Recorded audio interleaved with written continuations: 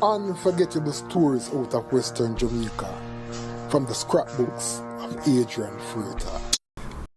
In the late 1970s to early 1980s, there was no doubt that Seba United's dynamic midfielder Alton Noah Sterling was arguably the best midfielder in Western Jamaica, if not all Jamaica, as he regularly dominated the Craveney National Premier League, the nation's top competition. The fact that the national coaches in 1979, despite their heavy bias against rural players and the social stigma against Rastafarians, chose to invite Sterling to try out for the national team for an upcoming game against the Cuban national team, leaves very little doubt about the impact he was having on Jamaica's football at that time. Based on reports, Sterling dominated at the national trials and looked a sure pick for the national team.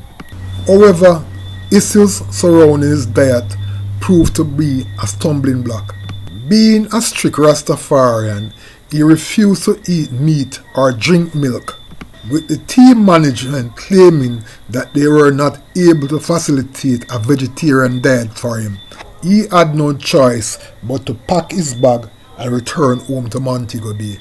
It should be interesting to note that it was not the first time that his strict Rastafarian belief had somehow impacted his football career. As a youngster, while attending Montego Bay Secondary School, now St.James High School, he was spotted by the St. Elizabeth Technical High School coach Oliver Clough, who immediately offered him a scholarship to that school. Seeing an opportunity to play the Costa Cup football, Sterling gladly took up the offer.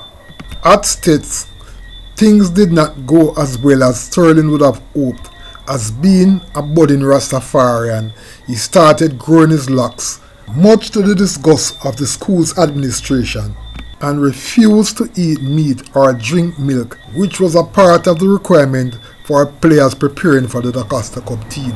After what turned out to be a turbulent 1 year at States, Sterling decided that he had had enough and he packed his bags and headed home to Montego Bay, ending his short-lived Da Costa Cup career.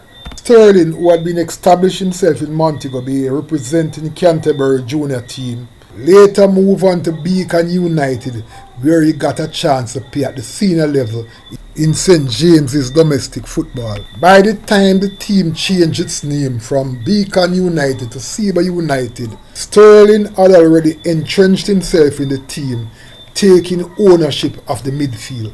He was instrumental in the team winning the St. James top competition, which earned them qualification to the National Premier League.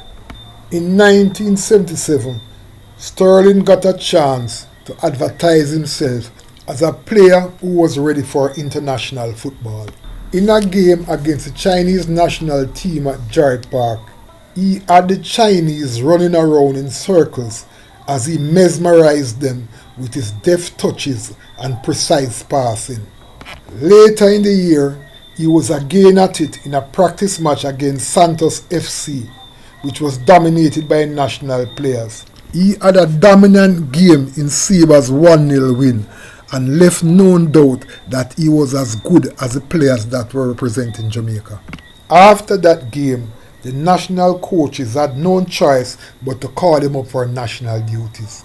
Unfortunately, as I stated before, his strict Rastafarian belief kept him out of the team. Despite his obvious disappointment of not representing Jamaica, Sterling continued to dominate the Premier League, and when he guided Seba to the 1986-87 Craveney NPL title, first rural team to achieve that enviable feat, Sterling, who scored the winning goal in that game, was back on the national radar, and this time around, they could not deny him. He was just too good. So, without compromising his Rastafarian belief, Sterling became a regular member of the national team. For the residents of North Gully in Montego Bay, Sterling's home community, nothing was as joyful as seeing their own Alton Noah Sterling on their television representing Jamaica against the United States in St. Louis in the United States. After what was a successful club and country career, Alton Sterling migrated to the United States. On one of my visits to New York, I had the good fortune of seeing him playing in a game in Rochester. It was the same Noah Sterling, bossing the midfield, evoking memories of that night in the 1980s when he almost single-handedly defeated Reno. With Reno leading 3-0 going into the second half and looking all over a winner, Sterling changed his position from midfield to forward, and in a dominant display, he helped recorded one of the greatest comebacks ever seen at Jarrett Park as the game ended 3-3. Today, Noah is no longer an active player, but youngsters in the United States are benefiting from his considerable expertise and his knowledge in his capacity as a coach. As a youngster, I had a chance of playing one game against Noah at the under-19 level. And in speaking to him today, he is the same unassuming man that he was back then. So it gives me great pride in saluting Alton Noah Sterling as a special human being with an unforgettable story. Unforgettable stories out of Western Jamaica from the scrapbooks of Adrian Freitas. Before you go, please remember to subscribe.